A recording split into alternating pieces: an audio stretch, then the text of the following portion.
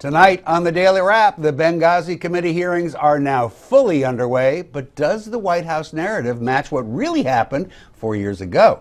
Plus, has Paul Ryan secured his position as the next Speaker of the House? And is President Obama coming after your guns? This is the Daily Wrap, and we are live from New York City.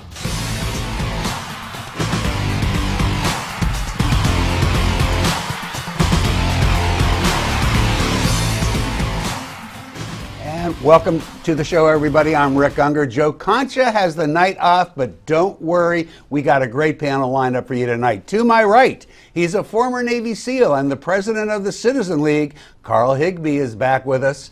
To his right, he's the assistant online editor for Commentary Magazine.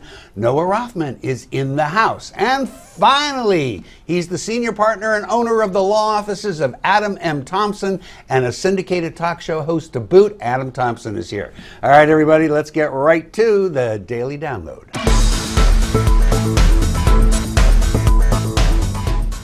These protests were in reaction to a video that had spread to the region.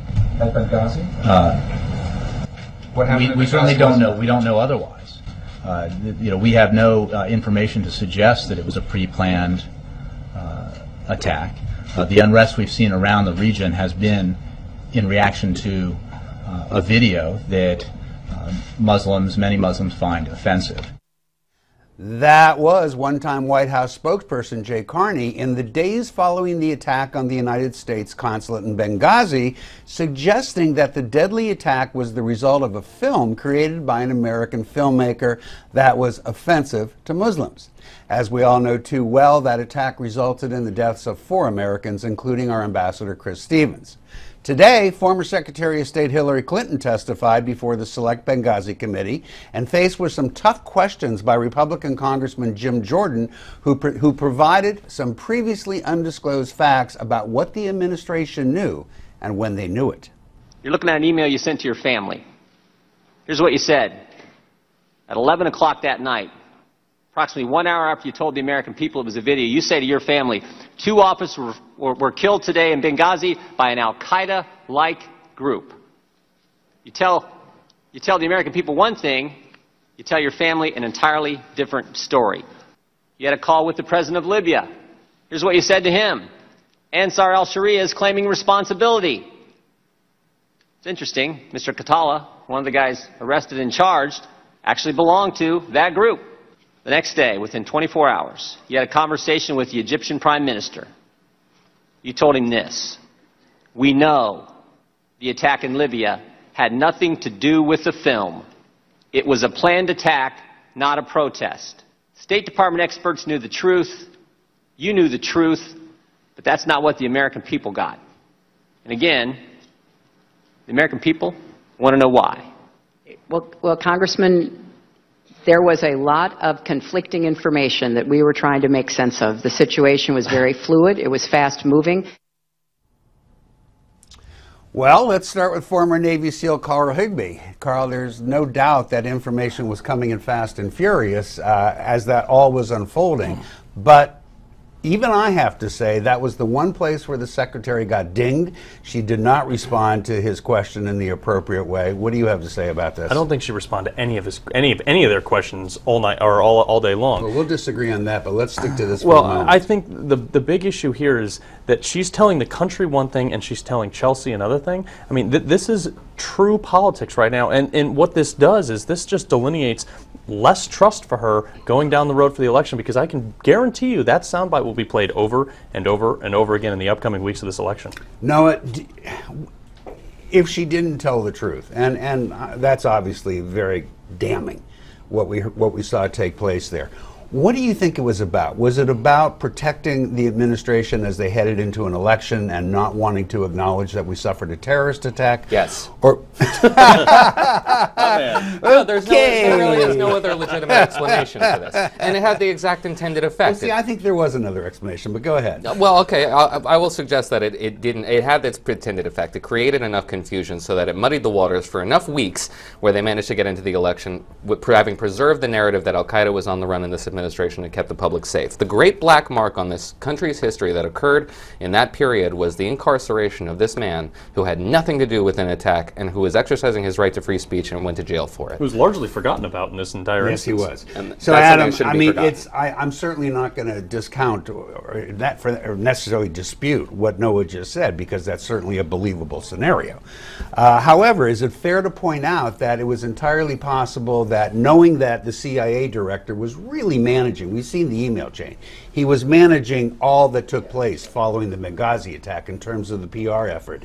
Is it not also as reasonable to wonder if this was not an effort to protect the covert operation that was going on in Benghazi?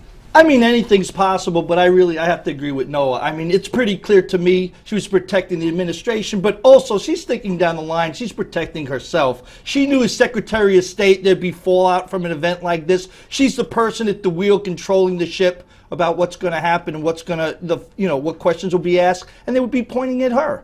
So she had to do some kind of protection for herself in the administration. I think when you said she got hurt today, she got damaged very badly, and they are going to play that clip over and over because she didn't give answers, and people want answers. Well, I actually don't agree that she didn't give answers. I think by and large she did much better than I expected, but that was absolutely the one point where I looked at it and said, people aren't going to like that. In any event, there were further fireworks when Democratic Congressman Adam Schiff suggested that the committee was engaged in a prosecution of Secretary Clinton rather than an investigation, a charge that got the attention of a number of people watching. Let's see if we can watch that. This is not a prosecution, Mr. Schiff. You and I are both familiar with them. I've reached no conclusions, and I would advise you to not reach any conclusions either until we reach the end. There are 20 more witnesses. So I'll agree not to reach any conclusions if you'll do the same. The one thing that was said in this hearing that is clearly the farthest from the truth is that this is not a prosecution. If you listen to the other side, this is unquestionably exactly that, a prosecution. I mean, I'd ask viewers to just go back and listen to Chairman Gowdy's questioning of you before the first break. Adam, you're an attorney, as am I. Was there any question in your mind that this was more prosecution than investigation? It certainly is. I mean, anyone that doesn't think there's any partisan, impact behind this, the Republicans want to take her out as a candidate. They want to see the poll numbers drop. This is an ideal opportunity to put her under the fire, under the flames, make her look bad. If she dodges the questions, which many on the panel already said she has, and it really made her look bad, it's going to back the haunt her. But isn't that disturbing? And by the way, I'm not suggesting that only Republicans do this. Democrats do exactly the same thing. So I'm going to criticize Congress. I actually want to know what happened in Benghazi, and I want to know so that maybe we can take steps so that doesn't happen to our people again. But that's not what this hearing was about today. This hearing was about get Hillary Clinton. I spoke with Mike Brown today of Brownie fame from New Orleans, and Mike was talking about how the same thing happened to him. It wasn't about learning the mistakes of New Orleans. It was about embarrassing the Bush administration. He was right. This is not okay, is it, Noah? Well, I honestly think that we're undervaluing the amount of information that we learned today and have learned over the course of these serious investigations into this event, and we are actually making progress into finding out what happened and how to prevent it. So it's a little unfair to say that because you've reached a partisan conclusion yourself, or other people have reached a partisan conclusion, that this exercise is entirely partisan. Yes, Congress is a political body. The sky is blue. It's always going to be political in some fame and some nature, but what we've discovered in this hearing alone, and today alone, have put a lot of new light on some events. It wasn't always that way. I'll take you back. I know you guys weren't at the Watergate hearings. I'm an old guy.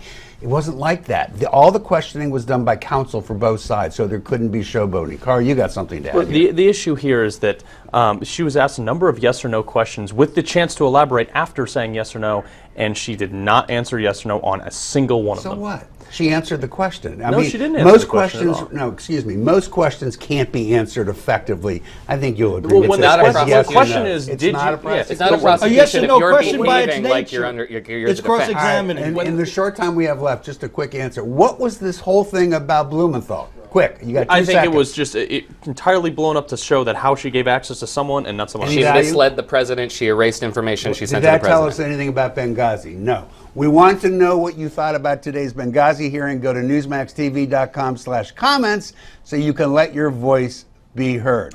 Coming up, has Paul Ryan already secured the Speaker of the House position? We'll tell you in a moment.